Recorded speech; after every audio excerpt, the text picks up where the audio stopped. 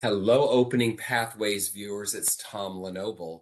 It's great to be with you again. And today we have Victoria Minch. And Victoria is the CEO of the Silicon Valley Executive Academy. We're going to learn what all that means, but we're going to even learn more about Victoria. Victoria, welcome to Opening Pathways. Thank you so much, Tom. I'm excited to be here. I'm excited for you to be here too. So let's jump in. I want to know about the Academy, and I want to know, please, what sparked your idea to start it. Well, Silicon Valley Executive Academy is built on a simple premise. There is something that Silicon Valley companies do that really put them apart, and we call it Silicon Valley Innovation Playbook. So the Academy is there to help the rest of the world, the organizations, the teams, the executives, to tap into the Silicon Valley Innovation Playbook and apply to their situation. Wonderful. What sparked your idea to get it started? Well, I came to Silicon Valley about 25 years ago and was completely blown away by this innovation spirit. So I came during dot-com boom, if you can imagine. So everything was moving so fast and so differently at such a breakthrough speed that I became really fascinated with Silicon Valley. And throughout my experience, I met people from outside the valley who really could read about it, but can't really grasp the immersion element of that. So that's how the idea came about. I love it. I was there too. So I have some t-shirts, some memories, and probably even a few scars from those days left over. So yes, it Yeah. was quite a time. So tell me this, was there a moment since you started the Academy that you said to yourself, this is it, I know this is my path?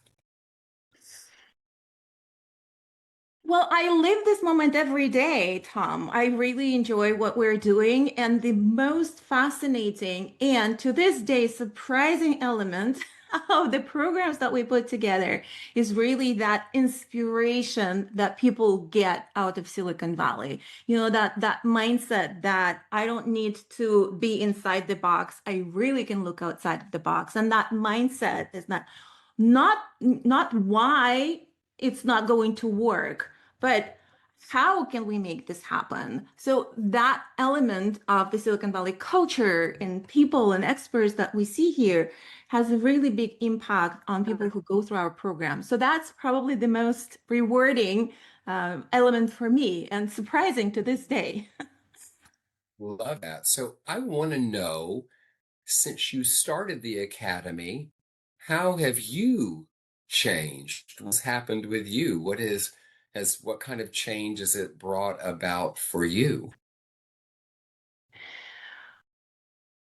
Well, I wouldn't say that this is really the start of the academy that brought this change. But I want to say is that overall, I pivoted in my personal path. I pivoted my career so many times. So academy was just one of those pivots. And that's really driven by curiosity and willingness to learn and adapt and be agile. So when I started the academy, I got more of that. Good. And tell me this, what values have guided you from the start? And maybe there's one that's even deepened as time has gone on. Well, I think curiosity is one of those. And I really look at curiosity as almost the other side of fear, right? So we all know about fear. This is a major factor in our decisions, in our lives.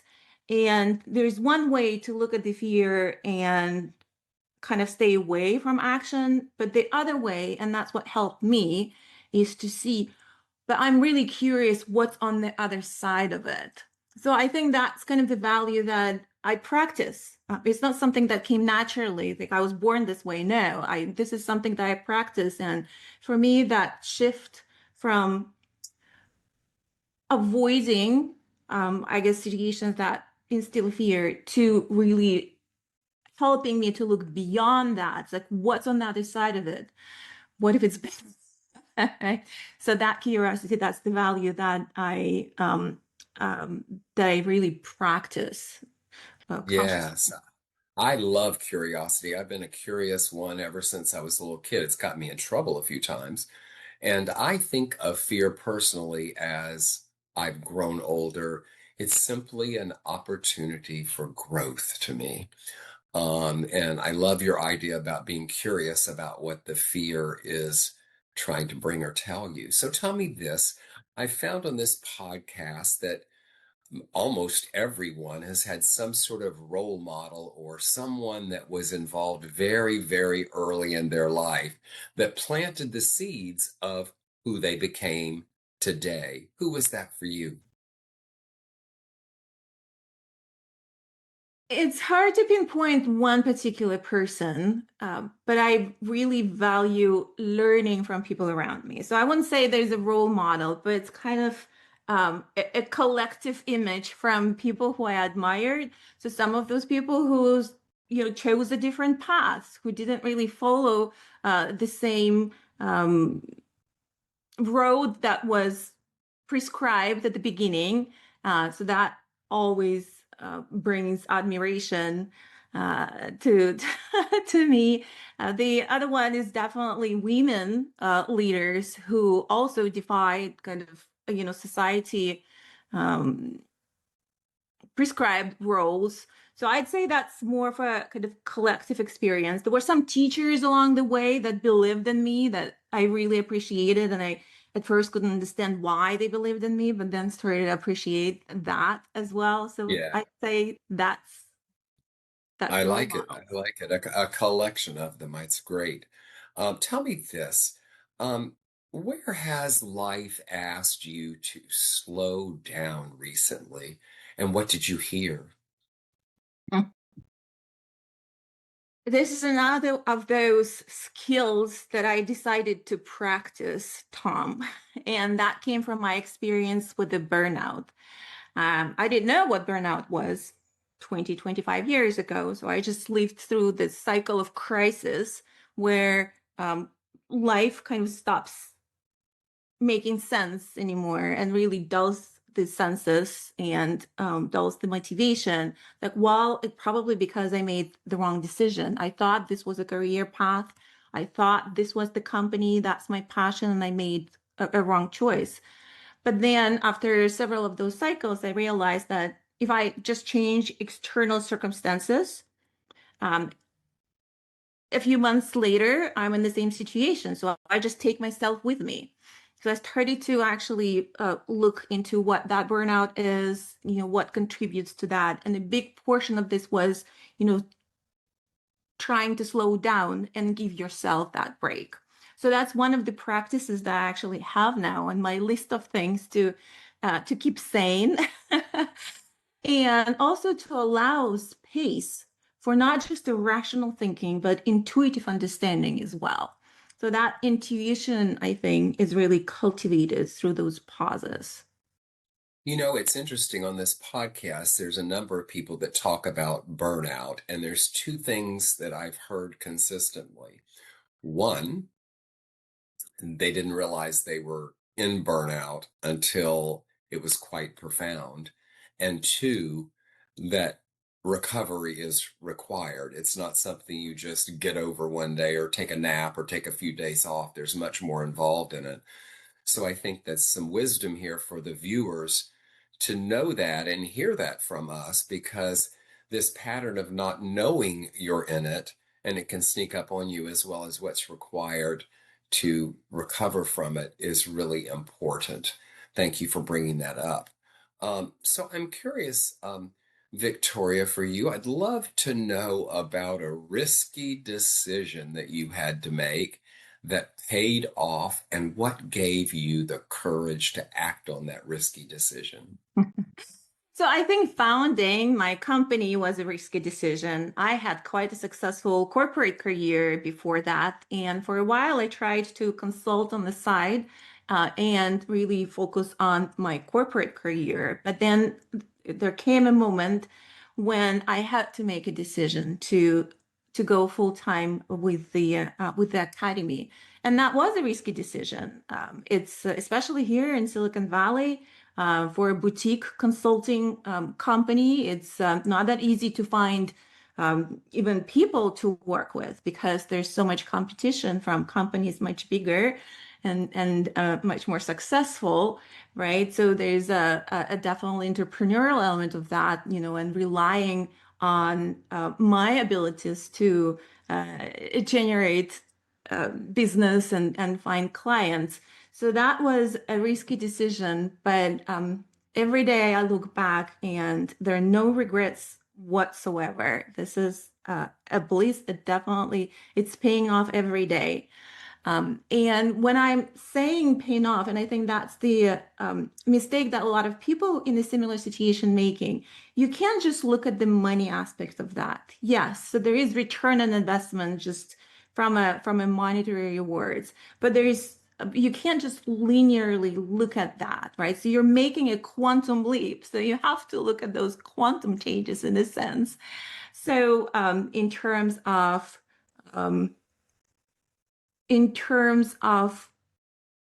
being aligned with the values, in terms of the freedom to make decisions, in terms of the return from people that I serve, this is just so much more and so much bigger.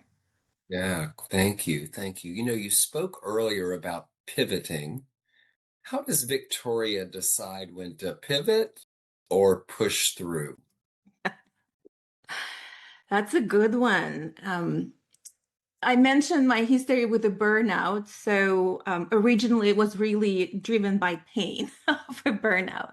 So out of high school, I thought that I wanted to be a psychologist. That was my passion. So I went and studied psychology. I got all my degrees and bachelor, master, and PhD. And then I started practicing, only to realize about a year in is that I made a mistake. It wasn't my passion. I really could not take one more day of this. So I decided, of course, it's because I made a mistake in passion. So that was really driven by that pain of, not being able to tolerate that path any longer. That made me pivoted into a corporate career. And then I said, 3 years later in the corporate career, it's like, oh, I probably made another mistake. Maybe it's the wrong industry that I'm in, on the wrong field, right? So let me go and get another degree, and then next time I won't make that mistake. So some of those were really driven by pain, and that's what I see, in people around me. And there's nothing, there's not a good or a bad way of doing it. There's not a right or a wrong way of doing it. It's just there comes a moment where you're benefit from kind of taking that leap, and the pain from that is less than the pain of staying in the situation. Wow. Yes, isn't that truth? Pay attention to what's pain and pleasure a little bit along this journey. I think that's another indicator. If it's something that hurts a lot, maybe it's time to look at it. There's a difference in pain and whether you're just having to work hard or have a little stress over something. What did last year strip away that you're glad it's gone?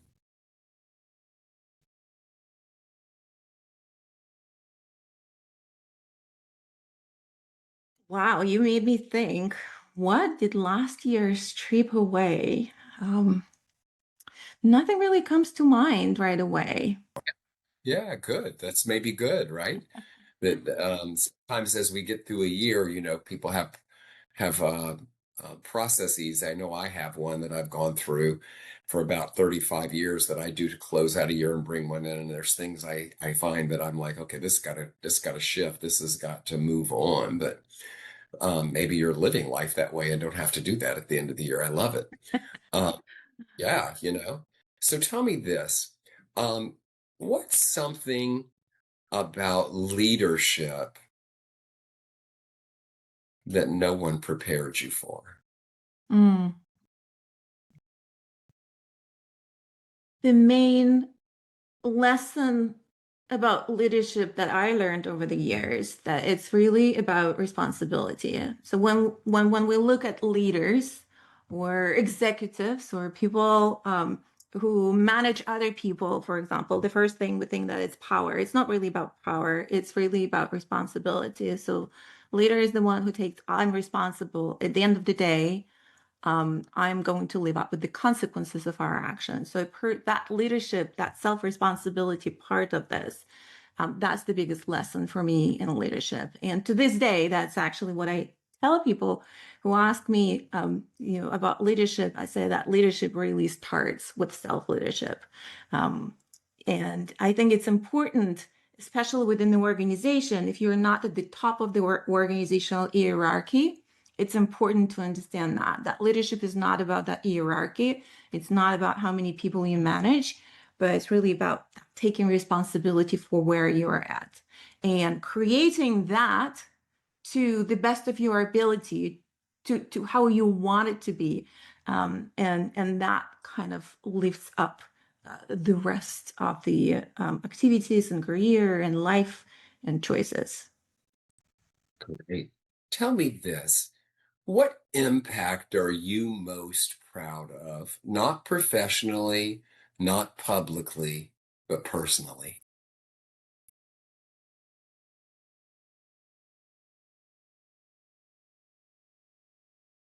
I look at the impact that I'm making as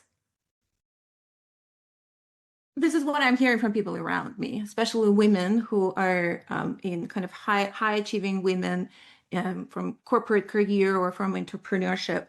So that kind of path of courage, I think that I'm taking consciously again. I think that kind of serves as an inspiration to others around me. So I think that's the impact that I value most. Hmm. So tell me this, how do you define success beyond metrics and milestones? What is your definition of success?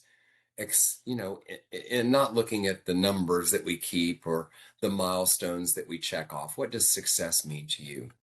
It means being in alignment with your values and with your true self.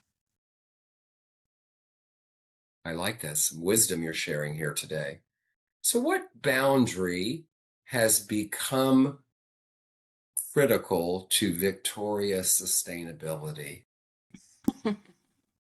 Boundary in general. So a lot of what I'm talking about, what I'm practicing around sustainability and what I'm teaching around sustainability is really about setting boundaries.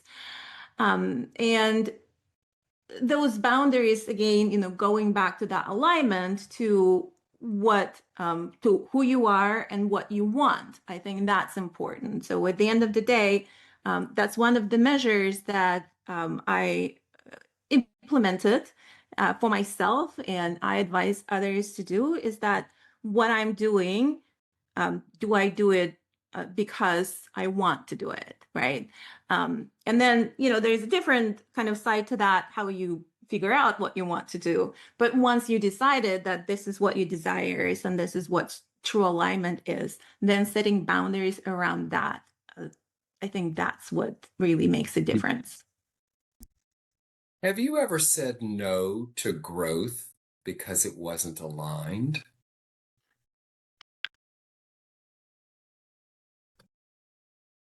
I wouldn't put it as saying no to growth. So it could be that the definition of growth is different. So when you say growth, what do you really mean by that? If it's a growth in Well, salary or growth in a career or a growth within, what would that be? Because anything that you would do would actually lead to growth one way or another. So that's kind of another a point of balancing success and failures, right? So failure and saying yes to failure could be a path of growth as well. So I think that regardless of which decision you make in the moment, that's a path of growth. Is that yeah, I think so. Yes, I love that answer, as well as some people get opportunities for business which is growing their business, but the business that's coming to them isn't aligned with their values or their mission or their own personal preferences. Has that ever happened? From a business perspective, yes, for sure. So there always a decision to take on a project or not take on a project for a variety of different reasons. Some of could be it's too big, or it's not in the right time, or it's not with the right attitude. So the programs that we do, they're very custom, very private, and they're aligned from so many different sides, right? From our expert side, our company partner side, and from the potential client side. So that there has to be an alignment. So it's not just, somebody comes with money and you take it. So that this is a constant decision-making process of which projects to take on and which projects Yes. should stay unapproached. Yes, thank you. Thank you. Tell me this, Victoria. What have you learned since you've opened the academy about trust? Hmm. I've been thinking about trust a lot lately, especially with the proliferation of artificial intelligence technology. I think fundamentally we're in the crisis of trust, one way or another, on so many different levels, from a digital information perspective, from the cybersecurity perspective. Fundamentally, there is a crisis of trust. So that's what I'm learning every day as well. What is actually going to take to survive in this crisis of trust? How do you maintain authenticity and not just internally, but externally? How you project that authenticity so that you're trusted by people who are coming to you for services. This is a continuously continuous process, and I think that from so many organizations and from so many fields and parts of life, this conversation and the crisis of trust is going to be much, much more um, prevalent. So and much more important going forward, especially from the let's say from the technology perspective. So now everything that we're doing artificial intelligence is in the digital sphere, right? So now imagine that digital is merged with physical. So that question of trust is actually becoming even more acute because now there is actually a real danger of real consequences of bad actions and poor judgment. Wow, that's a good one. That's a whole podcast to itself right there. So tell me this, what does renewal look like for Victoria beyond just taking a day off or resting a bit? How do you renew? I have a practice that I tell about to anyone who would listen, and that's called the microjoy method.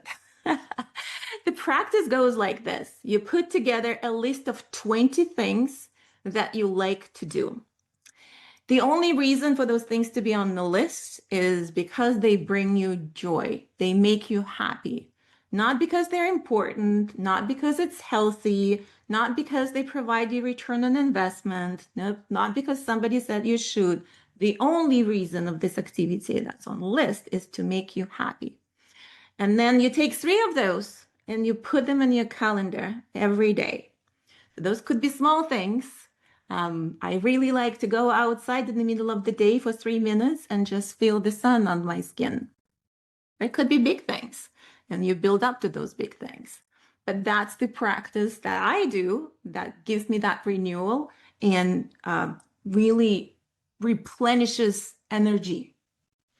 And I Yeah, advise I everyone to love that. follow that.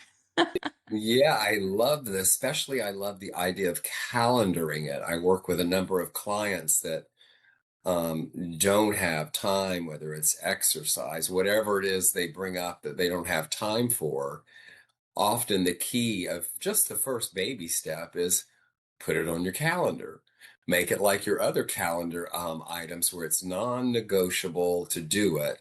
And then, as we both know, those baby steps turn into leaps at some point because you start building a new habit. I love that. I love that idea about things that bring you joy. Tell me this, Victoria, what does legacy mean to you? at this stage in your life? Well, interesting that I actually did not think about this. What does legacy mean to me? I guess I haven't reached that stage yet where I would think about legacy. Interesting. Yeah. Yeah. I know it's changed for me over the years. Um, there was a time I didn't think about it at all.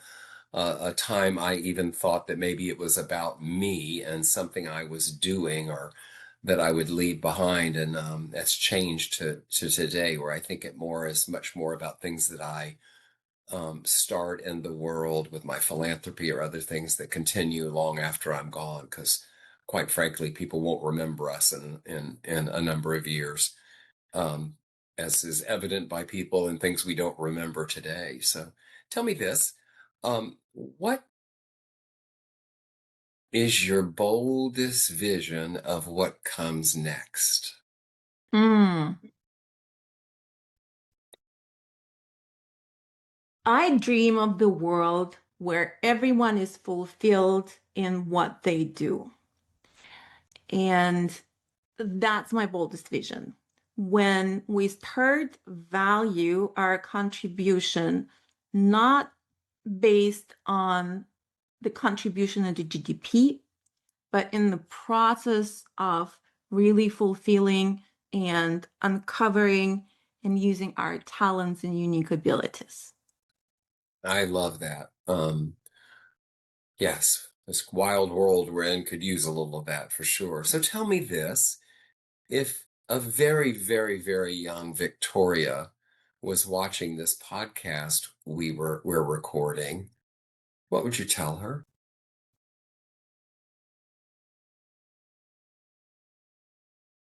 Dream big and don't limit yourself. Don't set the goals that are too far ahead. Just go and follow your passion. Love it. Love it. So, Victoria, if you could leave the listeners with one invitation that you know from the journey you've been on so far, what would it be? So my invitation would be from a personal perspective, my invitation would be to raise the bar for our dreams of how we want to live our life. So don't settle on the things in the status quo, but really set the bar that my life is worth to live in a state of flourishing, where all the parts of who I am, what my surrounding is, what my goals and values and my relationships are, they're in harmony. So that my invitation is to make that a baseline. I love that. So, Victoria Minch, CEO of the Silicon Valley Executive Academy, please tell us how we can find you. The best way to find me is on through our website, svexecutive.academy. And if you like what we talked about today and the topics that we covered today, you can sign up for our newsletter and get more of that. There you go. Victoria, thank you for being on Opening Pathways today. Thank you so much for having me, Tom. It was a true pleasure. Absolutely. And to my viewers, this is Tom LeNoble, and I'll see you next time.